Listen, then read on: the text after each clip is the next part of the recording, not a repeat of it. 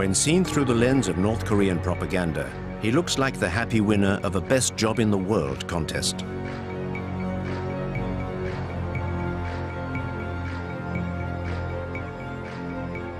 Each time he's out in public, he has the air of a man marveling in the discovery of a fabulous country that his parents built just for him. A country where he has a hand in just about everything. Drawing up plans for a new quarter of Pyongyang. Being a lifeguard for the youth of North Korea. Sampling the biscuits which will soon flood the regime's groceries. Overseeing the growth of the chicks on the state farms. And even acting as an advisor to the country's hair salons. Arduous days, but days where he can still find the time to try out the latest rides at the capital's amusement park. These absurd, amusing, but also terrifying images are the only ones we have to help us understand this young man, who is at the controls of a nuclear power. Kim Jong-un does not give interviews, so we have decided to go and meet those who know him best, in an attempt to draw a clear portrait of him.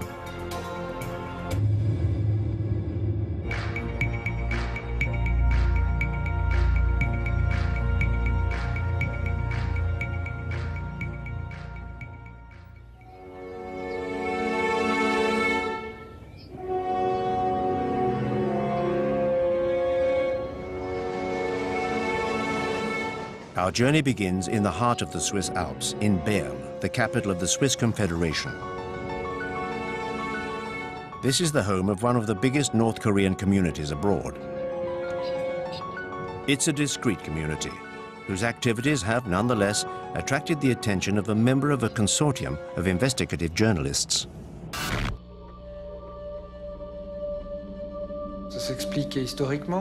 There is a historical explanation. Switzerland is a neutral country, a member of the United Nations in Geneva and other international bodies. And North Koreans have always had access to Switzerland with its peaceful side and its respect for privacy. Many famous people have sent their children to be educated here in Switzerland. These are probably the reasons that compelled Kim Jong-il to send his children to Switzerland.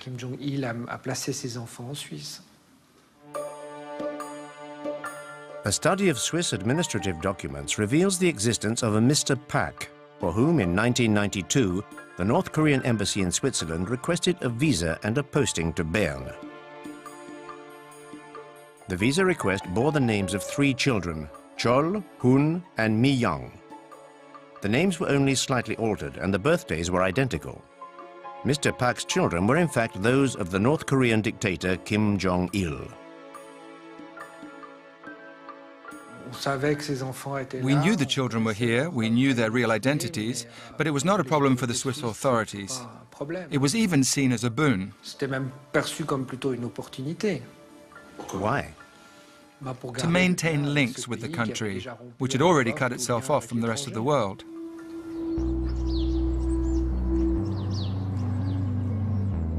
The unusual family spent a year living at the embassy in a residential suburb of Bern.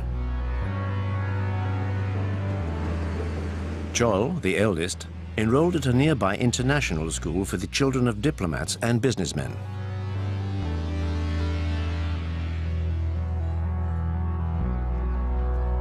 His brother, Hun, joined a state school in the town. He spoke German with his classmates. After a few difficult months, he was said to be a rowdy loner, but he finally made a handful of Swiss friends and settled into school life.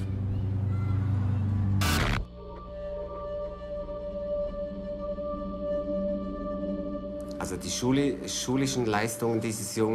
boys' school results weren't bad. They were sometimes mediocre, sometimes all right. And he was very much into sports. And he was particularly interested in basketball. He was very keen and quite good at it.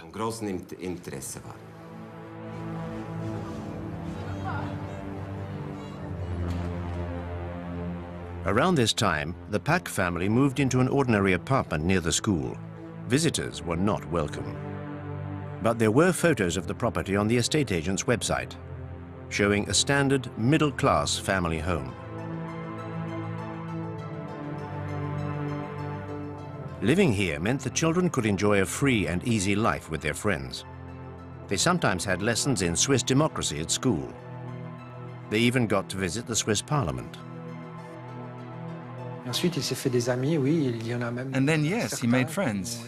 Some of them even told us that they were invited to his home to play Game Boy, etc.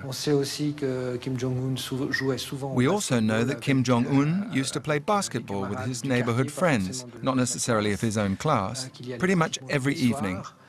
And that he was a perfectly pleasant kid, like all kids of his age. The pictures we have of Pak Hun are in sharp contrast with the images we have of Kim Jong-un. How can we be certain that this is the same man who spent his entire adolescence in Switzerland? Judicial identification experts compared the two images. Facial spacing, ears, teeth. There seemed to be no possible doubt. Added to which, another clue was unearthed by the Swiss Secret Service.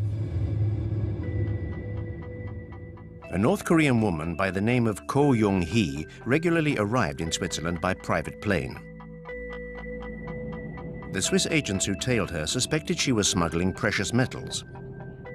But the truth was something else altogether.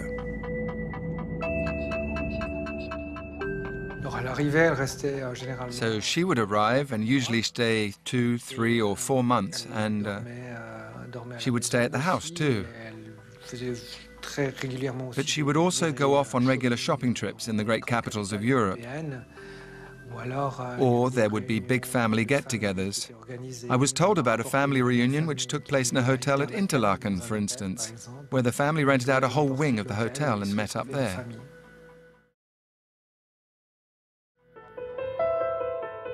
During the 90s, Kim Jong-il's private life was a state secret.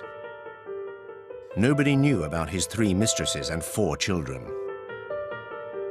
And when his health started to deteriorate, North Korea's neighbors were worried about who would succeed him and what might happen if Kim Jong-il were to disappear suddenly.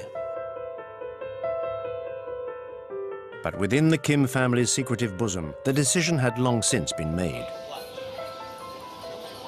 The eldest son, Kim Jong-nam, would have seemed to be the natural successor in the Confucian tradition, just as Kim Jong-il had inherited power from his father. But Kim Jong-nam had committed several gaffes, among them an embarrassing arrest in Tokyo with a fake passport. He had wanted to visit Disneyland with his family.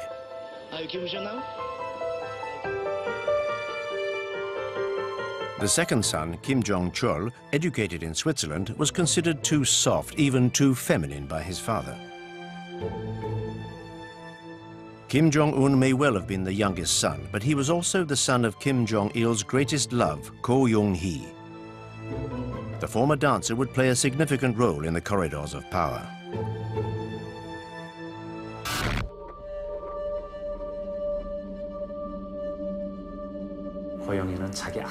Ko Young-hee played an important part in ensuring that her son took over the reins of power. Kim Jong-nam, the eldest son, already had an important role in the country's hierarchy, with an elevated position at the General Bureau of Data Processing, where he specialized in communication networks. But since Kim Jong-un took control, Kim Jong-nam has found himself in an awkward position. He can no longer return to North Korea.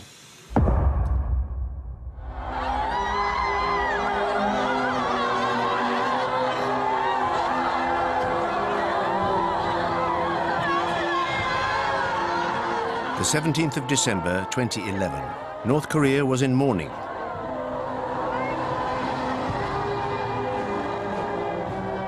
Kim Jong-il, the shining sun of the 21st century, had died just a few days before. It was time for the propaganda machine to set up the funeral scene. The funeral would also be the confirmation of the youngest son's accession, which had been confirmed to North Korea and the rest of the world a year earlier.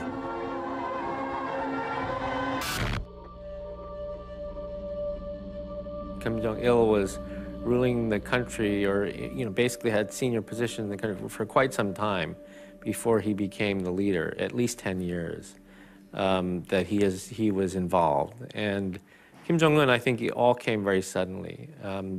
They did it, the propaganda, they did a bit of going back and sort of trying to create a story about how he was being trained many years in advance. But that wasn't the case at all. I mean, the fact of the matter was that his father had the first stroke, and that's when they started becoming concerned about succession, and then he died quite suddenly. And I think the young fellow was not ready. There was a plan, I think, to have him become the next leader, but I imagine they were thinking 5, 10 years, not 1 year. And so, you know, I think it was very clear from the funeral and everything, you know, the way he looked and the way he was behaving, that he was in shock and not really ready to take over.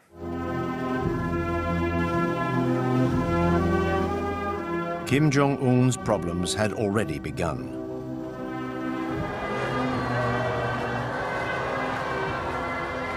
Did the aging generals gathered around his father's coffin see such a young leader in a favorable light?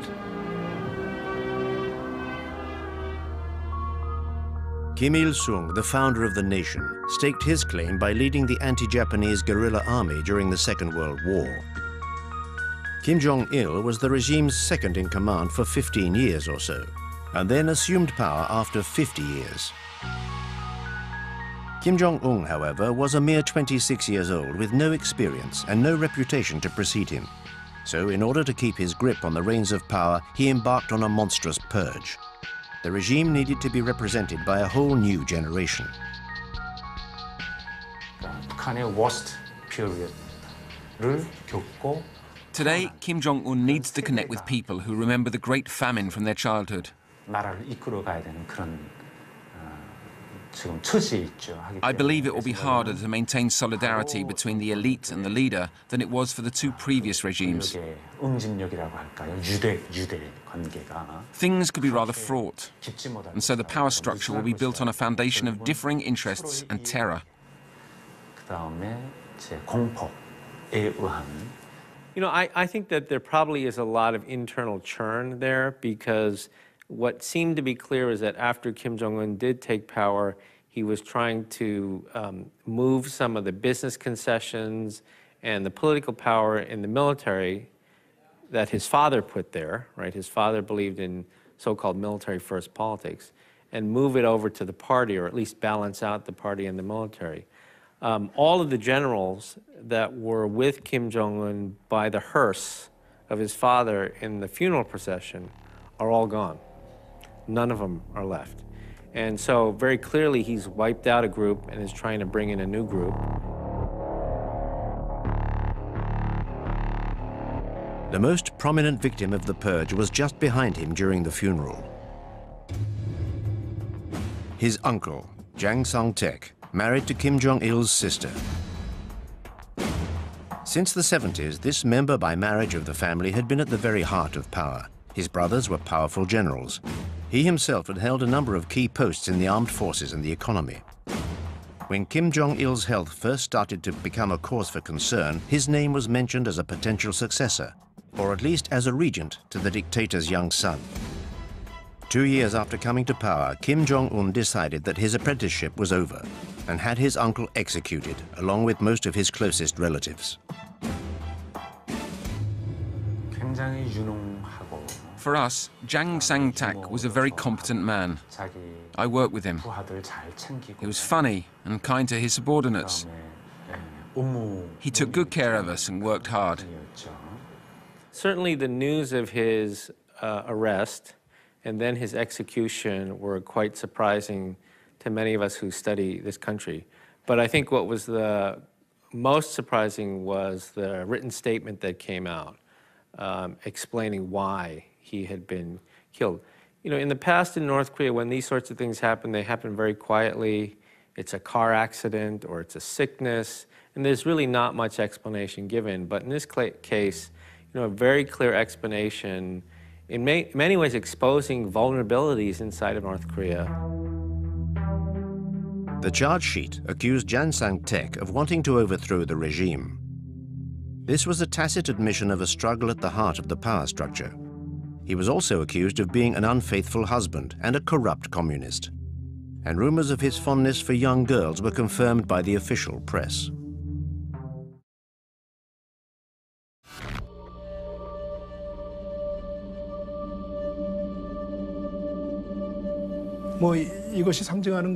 Jang Sang-tek's public execution was very damaging for the regime. North Korea is a deeply Confucianist country where respect for one's elders, especially relatives, is ingrained. Murdering his own uncle was more likely to harm the people's loyalty to Kim Jong-un than consolidate his power. I think that the members of the elite who lose respect for their leader could also turn away from him.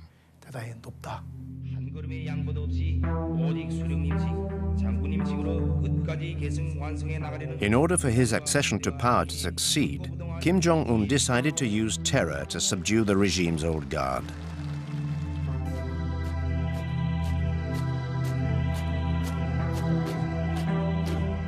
He then concentrated all the key posts and surrounded himself with those loyal to him.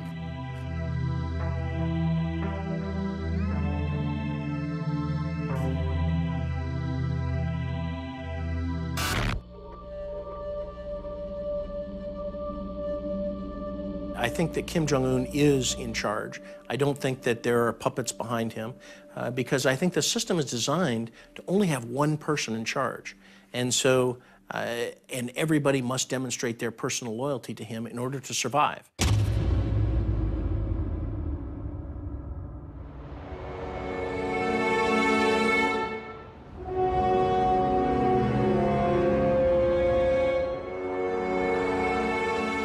"20 million Koreans live in the city of Seoul, the capital of South Korea. 20 million people more obsessed with their own success than with Kim Jong-un. However, closer scrutiny reveals that the whole city is ready for war. The military's control over the city makes it an impregnable citadel. A vast underground network was conceived as a shelter from any attack by the North. But people no longer notice the gas masks and the emergency rations provided in ever-dwindling numbers in the underground stations. I'm not worried about war. I've done my national service. Their nuclear capacity, on the other hand, that does worry me greatly.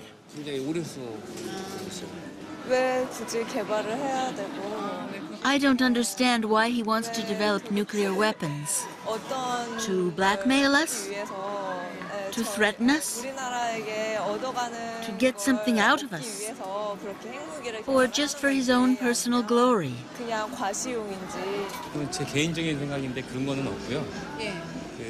I'm not really afraid of war. Their nuclear threat seems to be their only survival mechanism.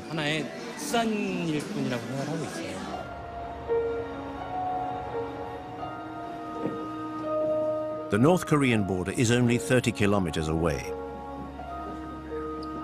It's an impassable, demilitarized zone 2 kilometers across, with hundreds of thousands of soldiers either side of it. Seoul is well within range of cannon fire. The soldiers in the south can see villages in the north.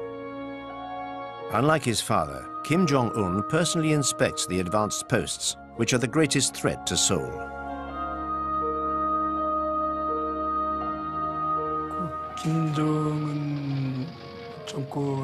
The main difference that was felt in the early days of the Kim Jong-un era was that he seemed much more belligerent and hostile than Kim Jong-il. This was particularly noticeable in his military policy. It was very public. He didn't try to hide it. He stressed the importance of operations designed for a potential confrontation with South Korea. He increasingly put his armed forces on a war footing. This approach was illustrated by the training and exercises that the North Koreans were subjected to.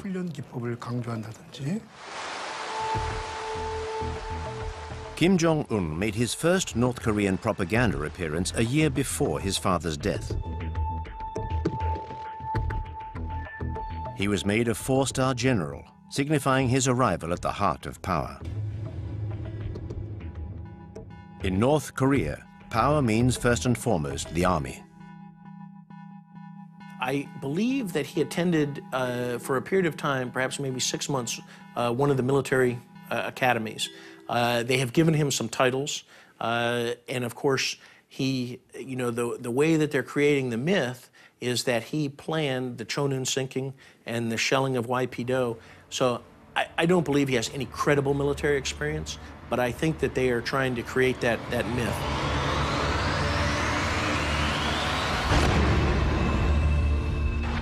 You know, he was given the title as a four-star general in one of the People's Assemblies as they were making the transition, but not any experience that we know of. The propaganda says he's an artillery expert, so they try to create a myth around him that shows that he's a great warrior, a great military man.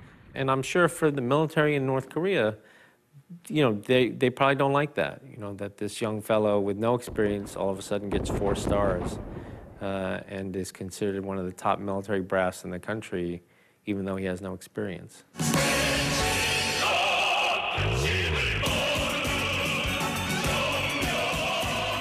The North Korean army consists of over 1 million men and 6 million reservists. Morale-boosting inspections of all units is a daily obligation for the great leader.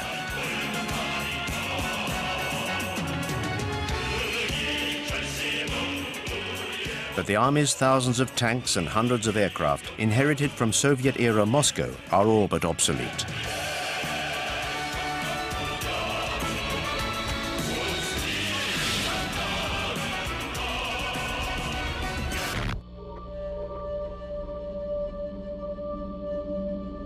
Pyongyang, and so 90 miles, 20 miles to the border with the DMZ, you don't need such conventional, sophisticated weaponry. You need the manpower, the multiple rocket launchers. I mean, within 90 minutes, it could be a disaster. So, and then there's also the asymmetrical side. I mean, we're looking at the military in the conventional sense, with conventional weapons, and then we're saying, oh, the priority's been the missile and the nuclear program, absolutely. But there's also asymmetrical warfare, looking at other capabilities, like cyber capabilities and what have you. And elements of weapons of mass destruction. It's not only nuclear, but you've got biological programs, you've got chemical programs. So I think this is a government that has invested heavily in their military, but it doesn't always come across in their conventional military capabilities. It's a myriad of capabilities. And some of them are very potent.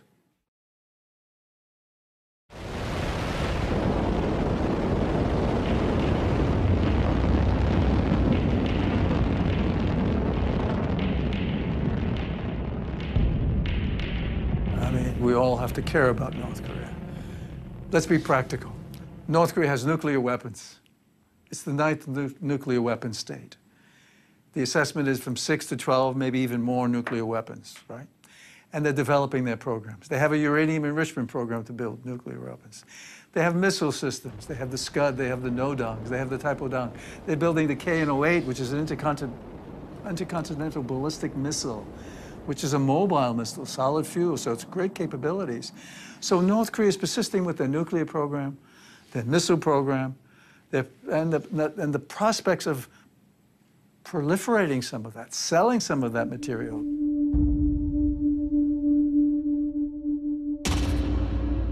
Kim Jong-il's nuclear program was his grand project. But his son decided to carry it on and even to intensify its development. While its conventional arsenal was not up to the job of fighting its enemies, the atomic bomb became a North Korean obsession. Despite international objections, a huge amount of resources was poured into the project. Pyongyang believed that owning the atom bomb was the only way the regime could survive.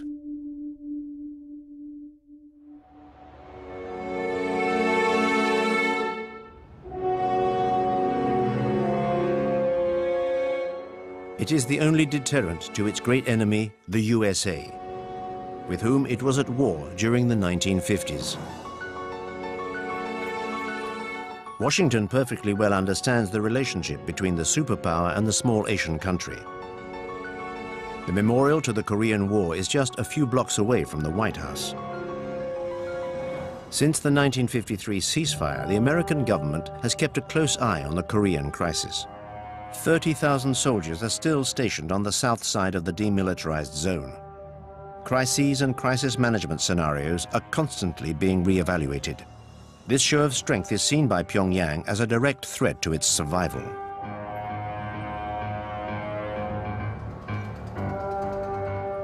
I think that, they fear the Ceausescu end, they fear the Gaddafi end, the Saddam end.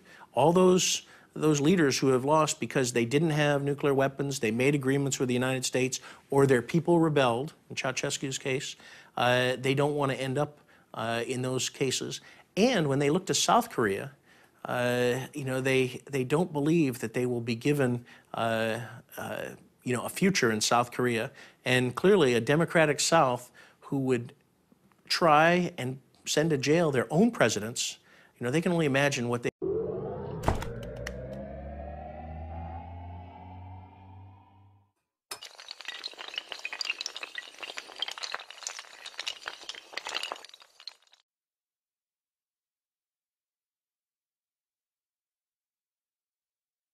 would do to North Korean, you know, to the regime, given the atrocities and crimes against humanity that they've committed.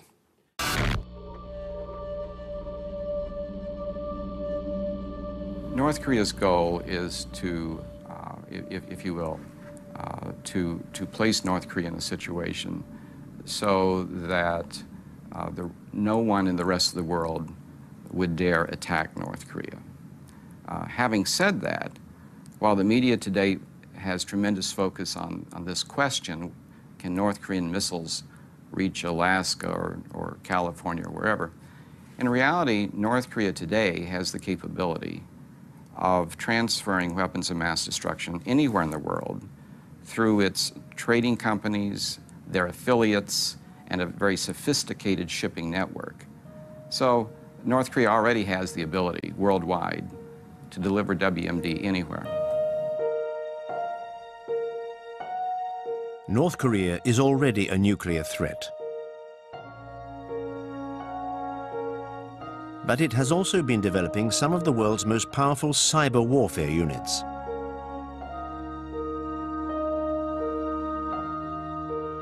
For example, they attacked the South Korean financial system, as well as Sony's film studios in the US, in the wake of a comedy movie which openly mocked Kim Jong-un.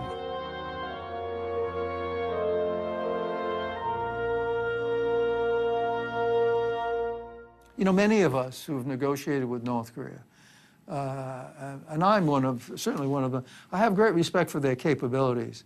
But those who have not spent much time in North Korea or dealing with the North Koreans, they say, you look, this is a country that can't feed its people. If you have malnourishment going on and so forth, and you have this economic development, which is minimal, if anything. I mean, the public distribution system doesn't work. You compare North Korea to South Korea, I mean, there's no comparison. I mean, South Korea is a modern country that has a significant GDP and per capita income is high. And North Korea, since the 60s, has just gone down and down, having been at a high level at one point and going down and down. So they've not done that in that way. But they have. But we should never underestimate their capabilities. When they put their mind to it, they're very effective. When they put their mind to a nuclear program, they're very good. Many people said they could never have a uranium enrichment program with spinning centrifuges. That's sophistication. Of course they could.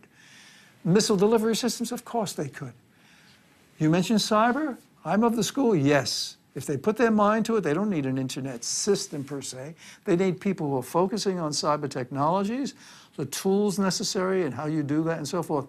And they're very good when they put their mind to it. So I have high respect for the North Koreans when they focus their attention and put the resources behind it on capabilities, building capabilities.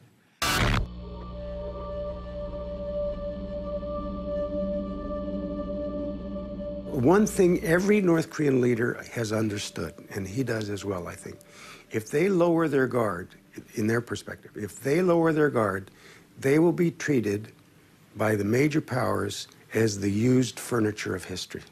They'll simply be discarded, walked over, ignored. Otherwise, why pay any attention to them? So they have to make sure that people care about them, that people don't see just a dark spot on the map, which is the favorite thing when we show, but understand that this is a real, operating, not failing country with 24 million people that are somehow going to continue to exist and become more vibrant in Northeast Asia. That's a big, that's a tall order to fill, and who knows if he'll be able to achieve it.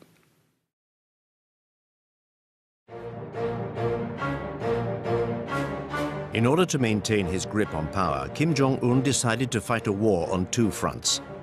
One of these was the preeminence of the army and the apparatus of repression. The young leader spoke openly about the country's poverty. He claimed he would not be able to sleep until his people had an adequate standard of living. From his youngest days, Kim Jong-un spent a long time with his father's Japanese chef, who became his close companion.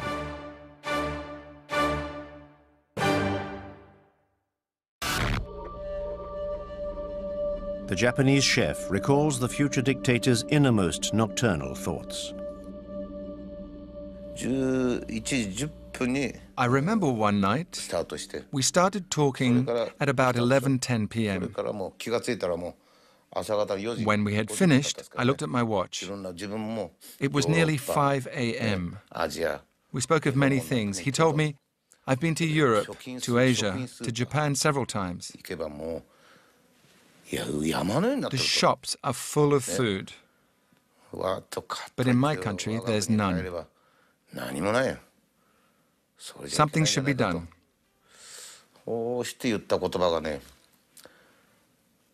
Then he said, I think we should follow the example of China's policy. When I heard that, I realized that he was determined to go down the route of economic liberalization and reform.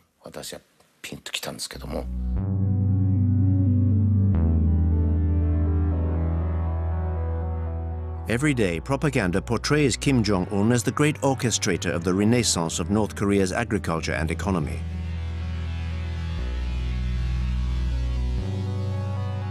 Early results were modest, but the country seemed to have consigned to history the famines which decimated the population during the 90s. You know, in his first speech in April 2012, I got the impression that one of his main goals was to convince his own people and the rest of the world that this was, in one sense, a new North Korea. Many of the things that had happened in the past were of the past.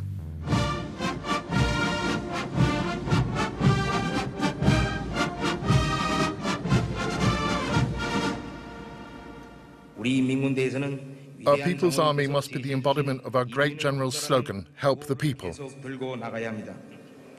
The People's Army's soldiers and officers do more for the people than they would do for their own families. Our people are the finest people in the world. They have faithfully supported the party in face of great challenges. They should never have to tighten their belts again. They should be able to benefit fully from the riches of socialism. That is our party's firmest resolution.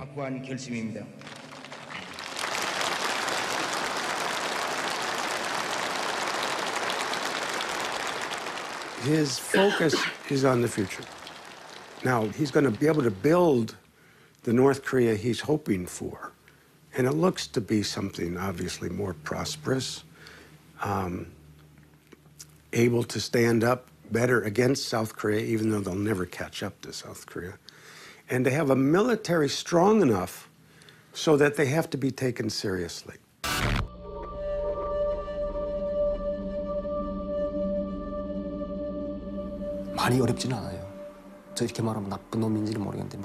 North Koreans do not live in abject poverty like they once did.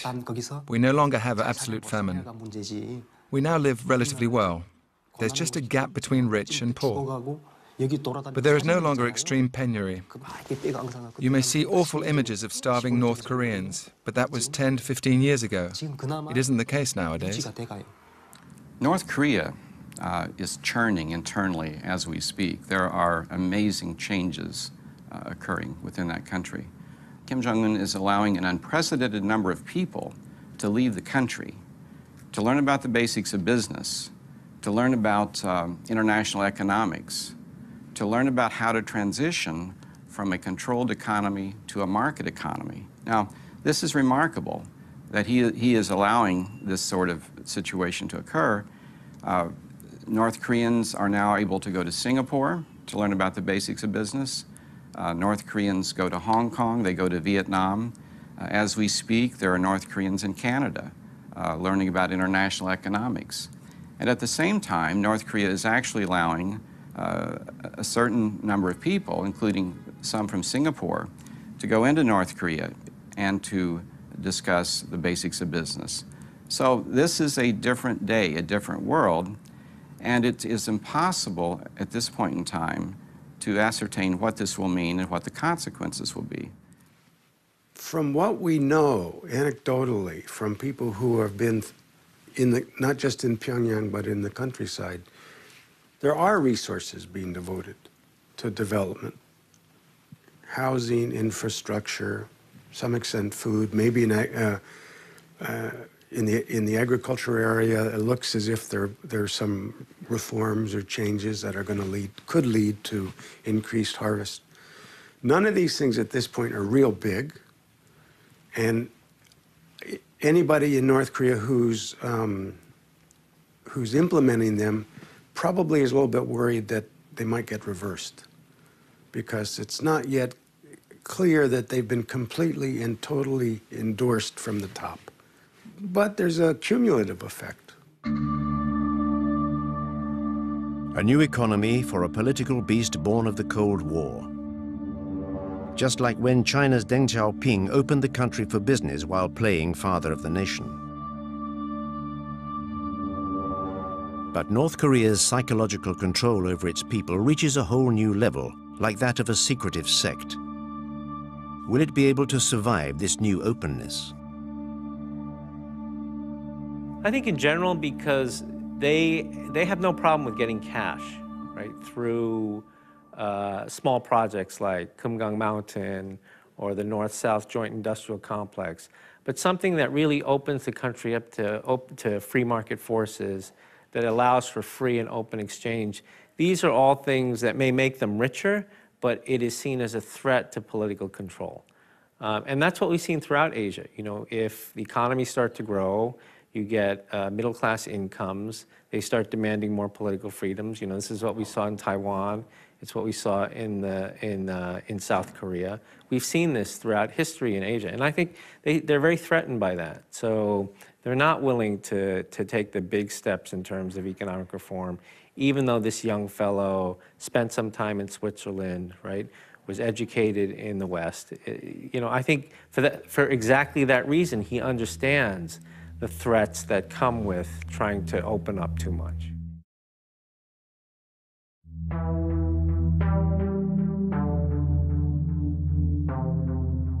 For Kim Jong-un, it's a matter of survival. After the years of poverty of his father's reign, North Koreans need to be given a new sense of hope if the country is going to stay together. His cheerful appearances and chubby frame contribute to the resurrection of the image of Kim Il-sung, who he has come to resemble physically. In North Korea, even the smallest child in the street loves Kim Il-sung. He was the great leader. During his time, people ate well and were not poor. It was from the reign of Kim Jong-il that the country experienced the worst poverty. So Kim Jong-un is trying to show that he is not like his father, but like his grandfather, whom everybody loves. And that's why he tries to be like his grandfather now.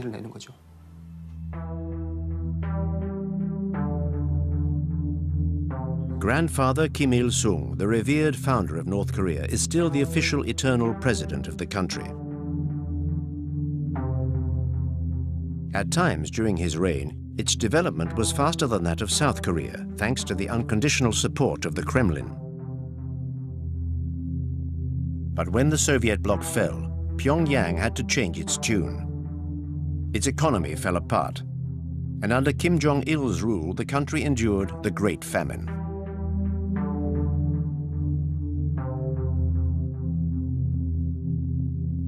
By adopting his grandfather's style, Kim Jong-un seeks to recreate the mythical glory years.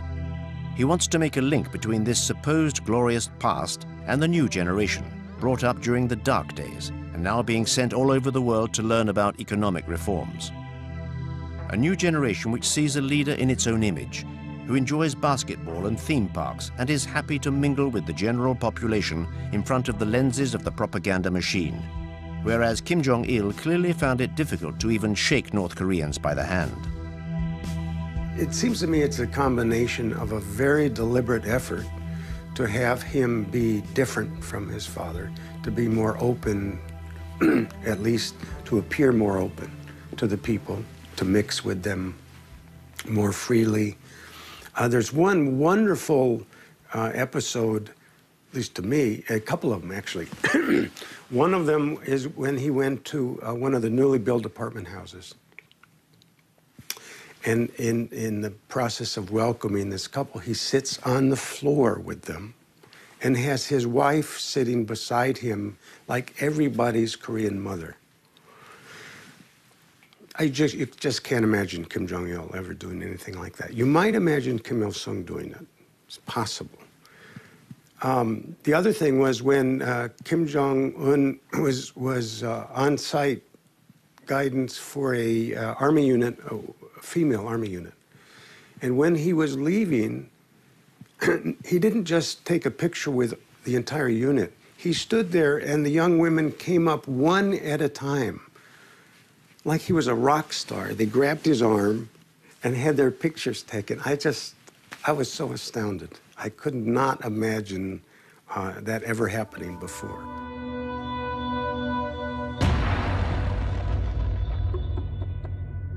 Something that seemed equally unimaginable was to hear Kim Jong-il's voice. Throughout his reign, the only propaganda put out was either silent films or images. He never spoke in public.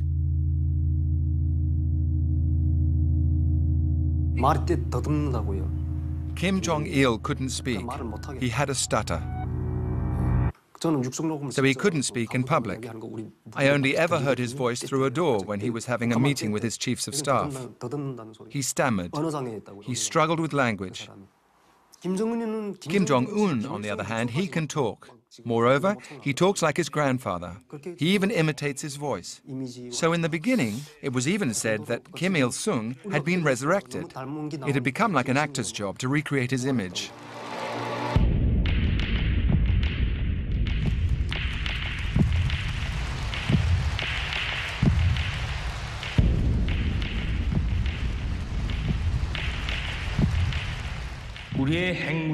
Our nuclear capacity is our guarantee of protecting our national sovereignty.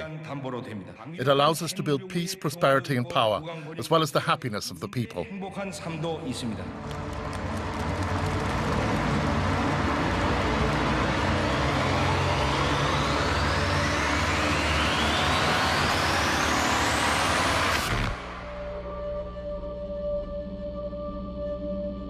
세대가 좀 달라 보입니다. 김정일과 There is a generational difference, for one thing. 아무래도 외국 유학을 했고 In my eyes, Kim Jong-un and Kim Jong-il have different styles. Kim Jong-un studied abroad, so would have a closer understanding of international criteria. Therefore, he seems more normal than Kim Jong-il, who had too many wives and wanted to keep his family, especially his sons, hidden. Kim Jong-un will not be like his father. So I think he's trying to demonstrate that he has a relatively normal presidential style.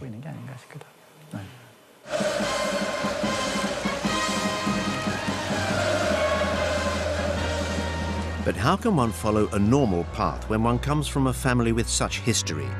Kim Jong-un seems to have chosen to allow a degree of transparency where his family is concerned. Since the beginning of his reign, he has shown off his wife. She accompanies him on his many excursions. Immaculately turned out, she occasionally treats herself to luxury toiletry items. North Korea has for the first time its own First Lady. Always smiling, she is a symbol of modernity and diversity. Kim Jong-il, for his part, had a great many secret mistresses, most of them selected from among the ranks of the regime's official artistic community. This troupe was conceived essentially as a harem for the dear leaders. Kim Jong-un's mother, like his wife, issued from these ranks. It was at the end of his adolescence that Kim Jong-un could begin to make his choice.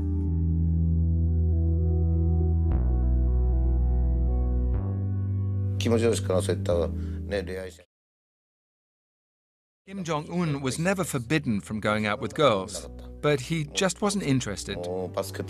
He was just interested in sports. He was always playing basketball. But one day, I felt relieved. That day, amongst the pleasure brigade, there was a buxom young lady. Kim Jong-un called me over and said, "Fujimoto, look at those puppies." I was so relieved to hear him say that. I told myself, he's a lad, and everything's going to be fine.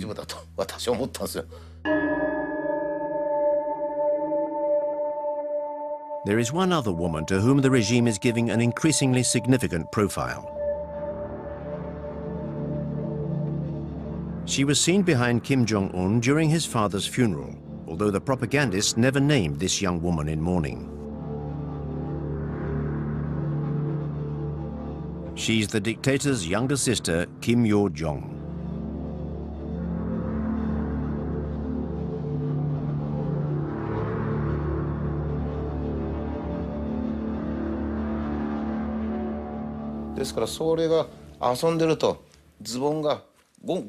When she was playing, and her trousers or her nappies would start to fall down, it was always Kim Jong-un who noticed. "Watch out," he would say, and he would pull them up. He was so fond of her, and he's still fond of her today.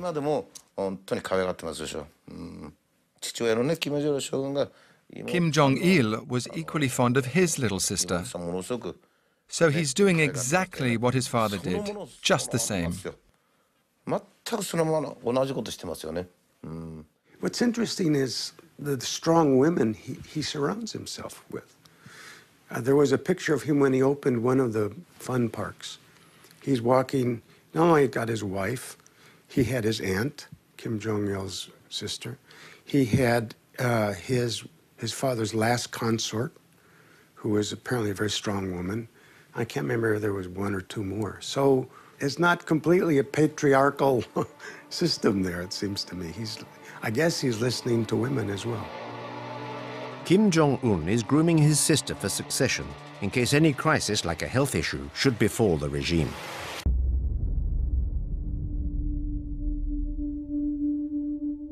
In late 2014, the dictator disappeared for a few months because of a surgical procedure on his ankle.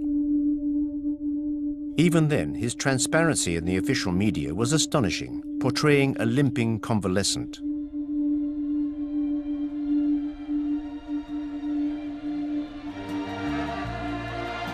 This remarkable contrast with the image of a living god, so commonplace in Korea's daily life, almost seems to embarrass even him. Just like when the soldiers he is visiting seem to be completely irrationally magnetized by his presence.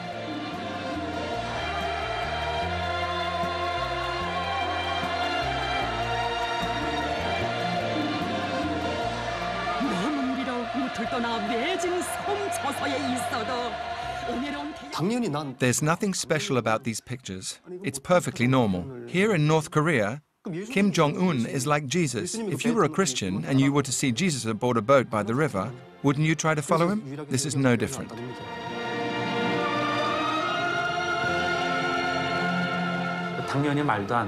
Clearly, it's all very far-fetched. The great leader who can make grenades from pine cones, the great leader who can move at supernatural speed, even the weather is linked to his greatness. Every song sings his praises. You can't take it all too seriously. But brainwashing is very dangerous. When people are constantly exposed to songs, videos, and moving or even grandiose stories, they start to believe them. It's what's called mass psychology.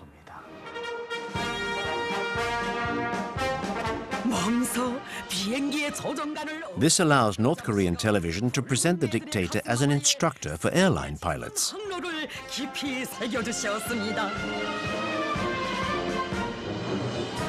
This scenario may appear ridiculous to an expert, but it's part and parcel of the regime's tenor. One question springs to mind when watching these images. To what extent does the main actor believe in the play? And to what extent has this fever-pitch propaganda influenced Kim Jong-un's persona? You see humanity in the man smiling and reaching out to the people and engaging. And then you say, my God, how could you do that to your own people? How could you have been so brutal to your own uncle? How does that come together? But this is what we're looking at. We're seeing a leader who is, and that's why people say he has not been that rational an actor. On one hand, you see the humanity in the man, the charisma. And the other hand, you see the brutality. And you say, what do we have here?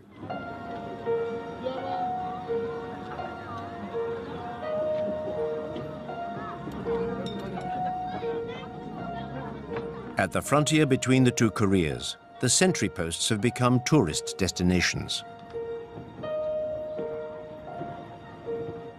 South Koreans come here for a family outing on Sundays to take a look at these vestiges of the separation between the two countries.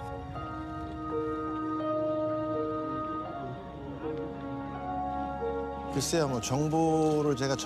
don't know.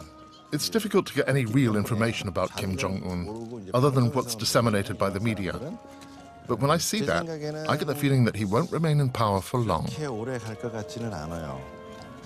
Even Germany reunified, and Korea is only a tiny little country, yet we remain separated.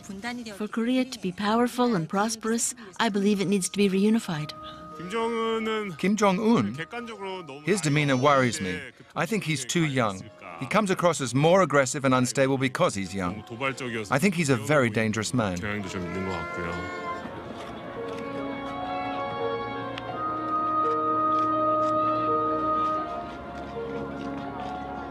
I would say stake my 34 years in the military on the South Korean military would defeat North Korea.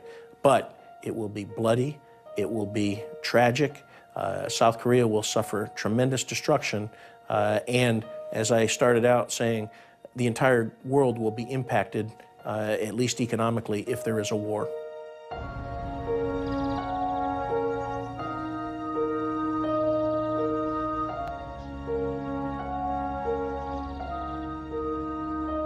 Could this final frontier of the Cold War possibly fall? For many Koreans, the question is now irrelevant. Personal and family connections have all but vanished after 60 years of separation. 60 years of watching the Kim family show in Pyongyang. A soap opera which holds the keys to the future of the Korean peninsula.